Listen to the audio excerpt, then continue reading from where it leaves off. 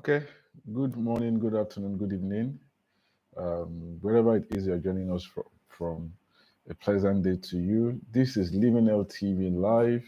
My name is Benga Adebayo. It's an honor and a pleasure to come your way again this beautiful Friday um, as we discuss something that is important, something I think is interesting, and that is imposter syndrome. Imposter syndrome, and that's something. Okay, maybe probably some of us may not have heard of it before, but well, now you've heard of it. So, what is this imposter syndrome?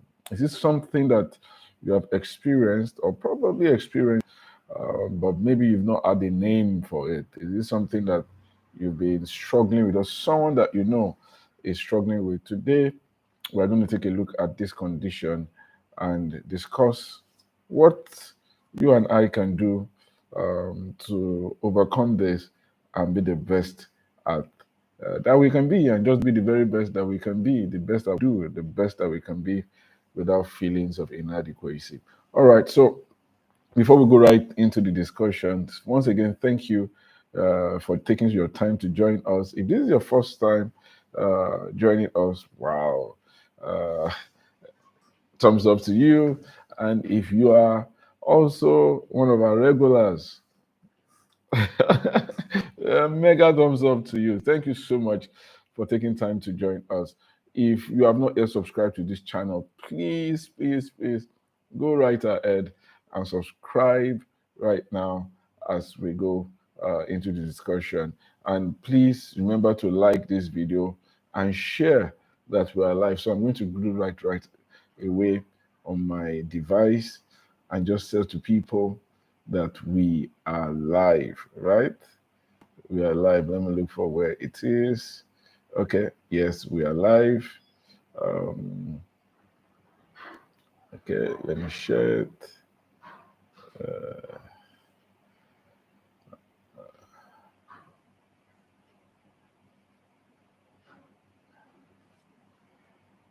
Okay,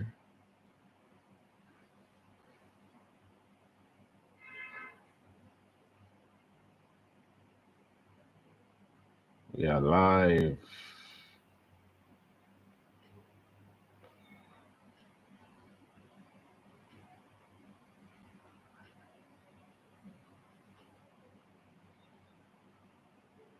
All right, so that's that. So, if you are here, thank you. Remember to share this after now with your friends, and we discuss this very interesting topic of imposter syndrome. Imposter syndrome. Okay, so what is this condition? What is this imposter syndrome? What exactly it is? First, let me tell you that our reality, it doesn't matter what is real or what is not real. What often matters to an individual is that person's perception of reality. What you think, what you believe, what you it doesn't. So that's one of the reasons why mental health issues, mental health conditions, are really pretty serious. Because once somebody's perception of reality is distorted, the way the person experiences and enjoys or interfaces with life becomes something totally different. So our perception is our own reality, right? The way you perceive things, the way you look at things, becomes your reality, and it becomes so serious that if your perception is warped, your reality may be detached from reality. It may be detached from what truly is, what truly happens, what truly occurs. But that becomes your daily waking reality. So it's important that we get our perception right, and once you see that somebody is not getting in tune or aligned with what you think is right, you may need to just take a step back and just ask yourself, how is this person perceiving? How is this person um, what does this person think about what is happening? Because our perception is reality. It doesn't matter what truly is happening. Your perception becomes your own individual reality. Michael, thank you. Thank you. Welcome. Thank you for joining us. Grateful for your presence, right? So, as we seek to achieve, as we seek to go around and do the things that we want in the world and get things done, it has been observed that there are certain times and there are some people that no matter what they do, no matter what they've done, they have this pervading thought, pervasive thought that makes them think that they are not good enough, that they feel like they are frauds, that it doesn't matter what you have done, how you have done, you just think maybe it's luck. And suddenly that person becomes so afraid that he's going to fail, she's going to fail, and everybody is going to discover all along that he or she has been incompetent. This overwhelming feeling, this overwhelming d- thought that all what you have achieved, all what you have done, all what has happened to you, that they have been, they are just happened, they are just happenstance. You get to doubt your capability, your capacity. You just doubt that you can do anything and everything right, and that whatever it is that you have achieved was just as a result of luck.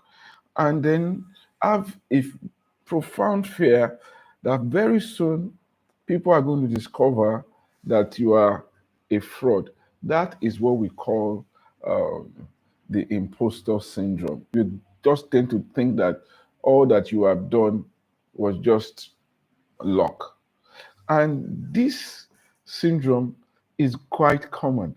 At the beginning, it used to be thought that imposter syndrome was something that female achievers, that it was just something that women, there used to be a problem of women. You know, historically, women did not used to work, and where they worked, the ones that worked, um, even to now, a woman earn less on a dollar in most parts of the world, in many parts of the world, than a male counterpart that does the same thing. And so there's that um, ceiling, as it's called, the glass ceiling that female achievers tend to strive against. So it used to be thought that the imposter syndrome was something that was just, affecting women that felt, I'm not good enough.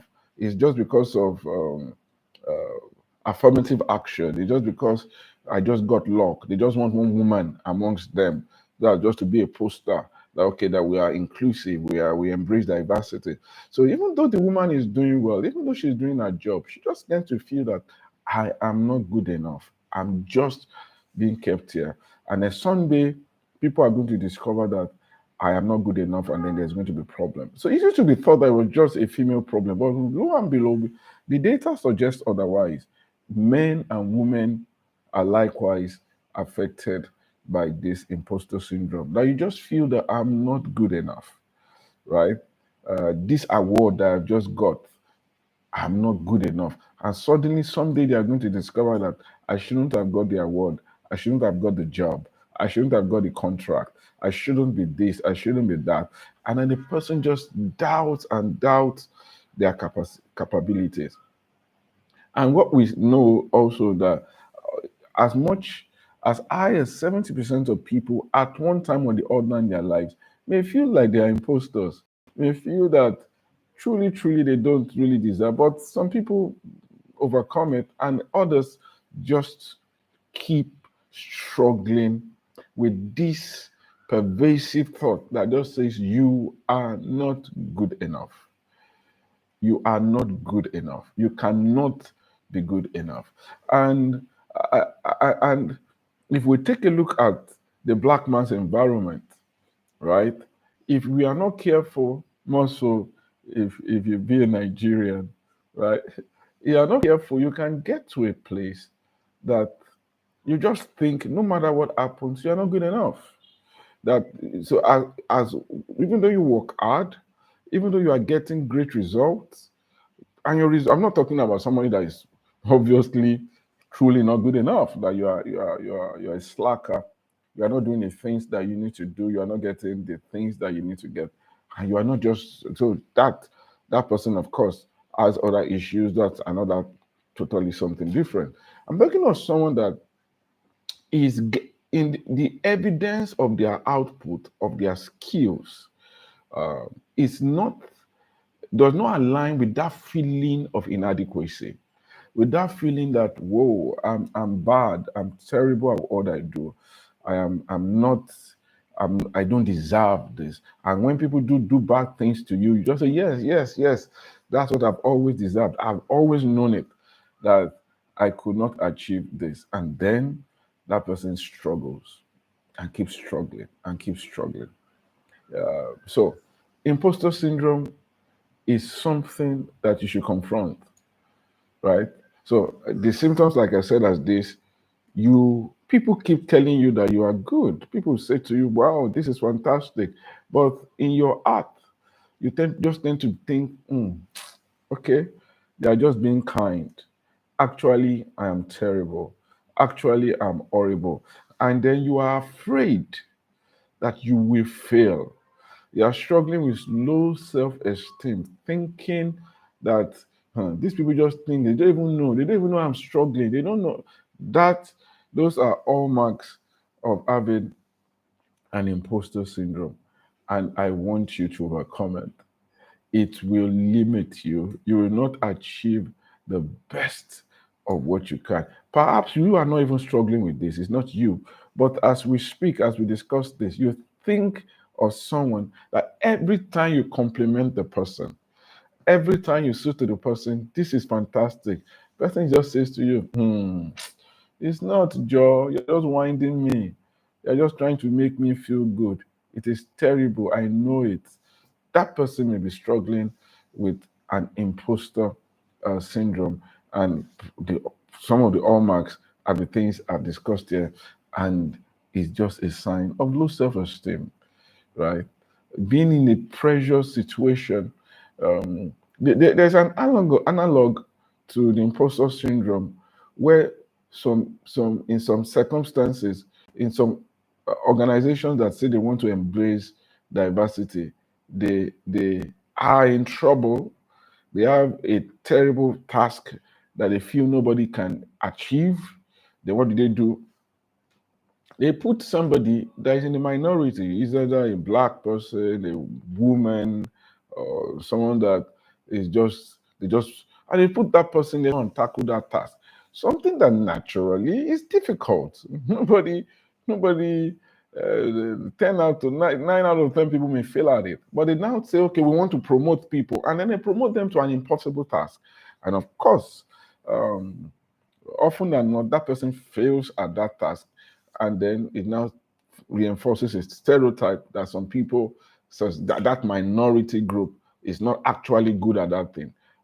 That's another thing entirely. But we are talking about someone that is actually good at what they do. The evidence is there that this person is a great individual.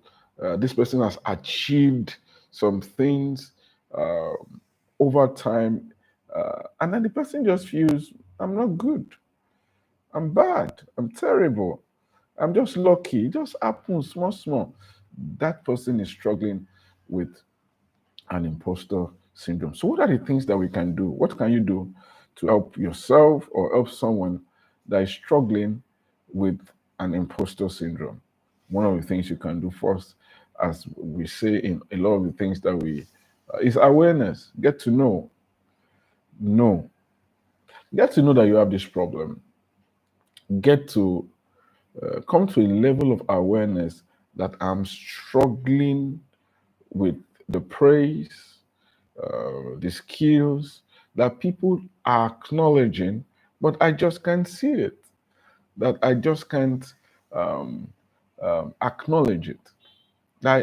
People just, some people have we tend to say that they have a problem for every solution. You see, but you need to get to a place that you see it, that I have this problem. You need to get to see that People keep saying I'm doing good. People keep saying I'm doing well, but I'm afraid that it's all a lie and I'm going to fail.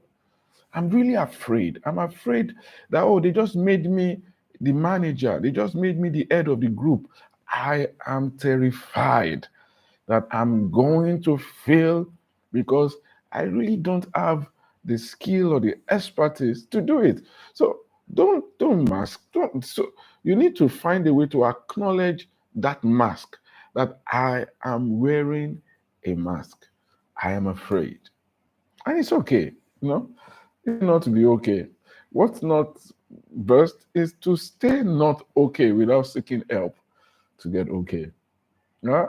So if you find yourself that you are in a place that you are feeling this, or you see someone that is struggling with this, it will be nice to find a non-threatening, um, comfortable way to let this person to see this light by asking questions, probing questions, by getting the person, because what you want is to get the person to acknowledge that I have this problem.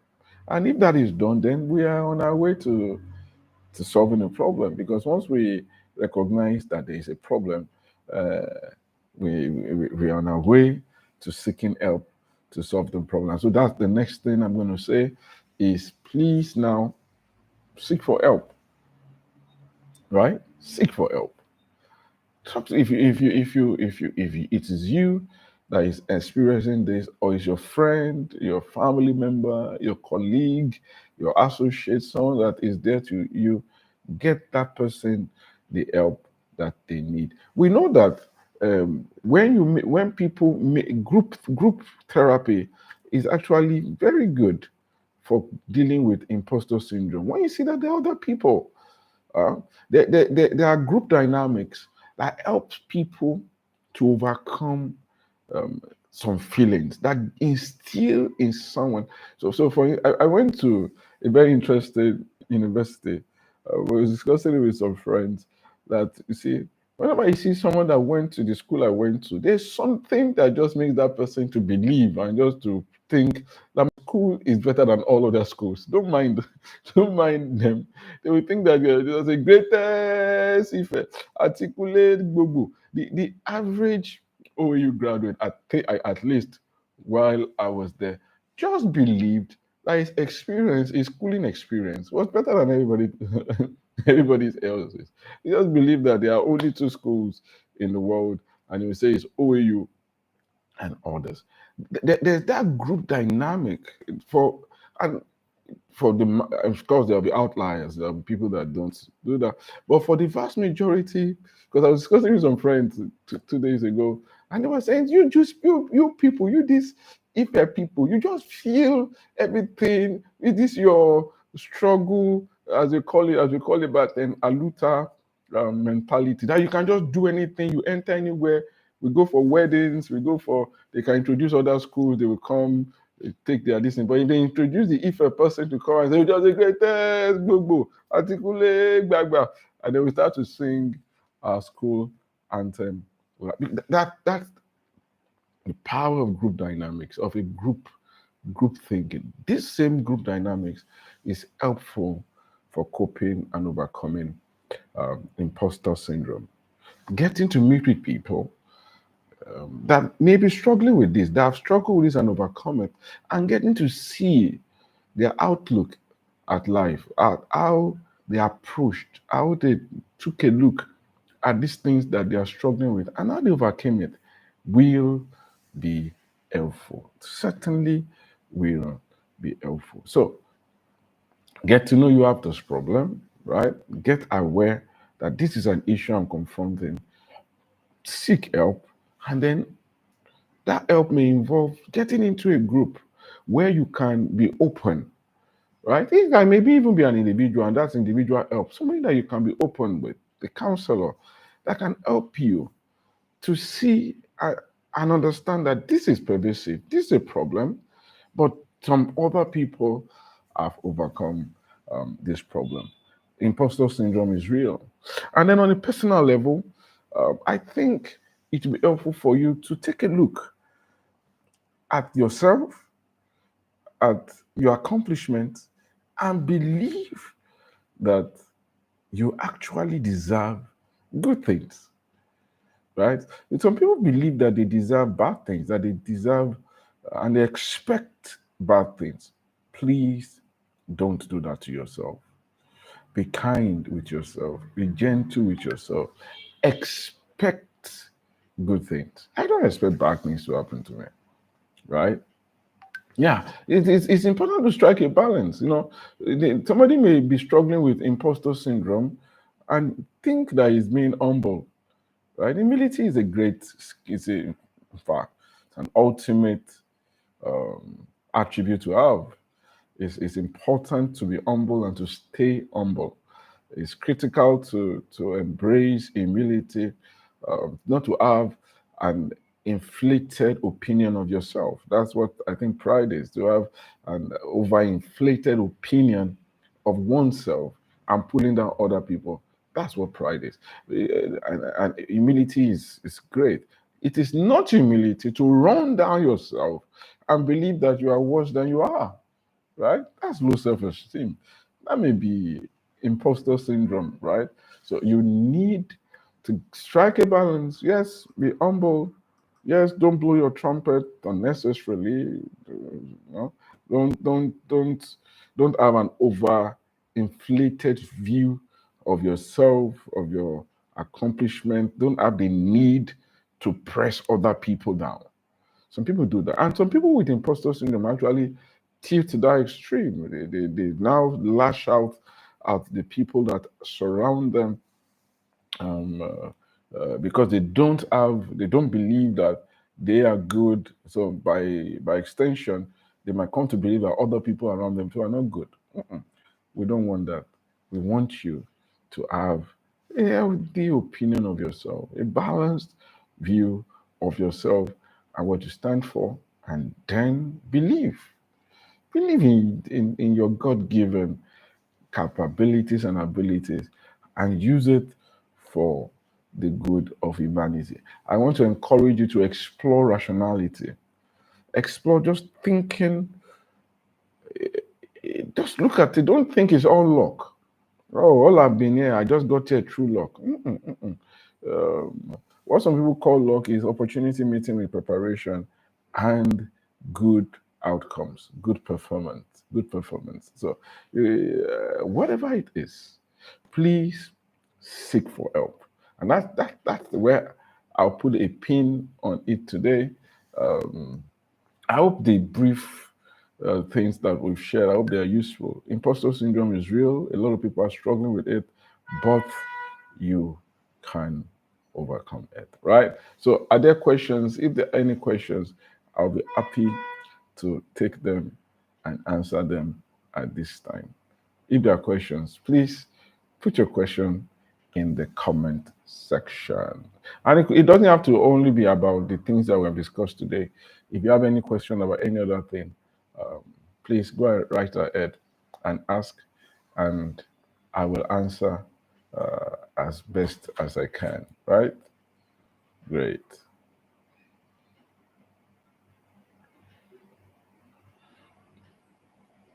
So, do we have any question? Any question?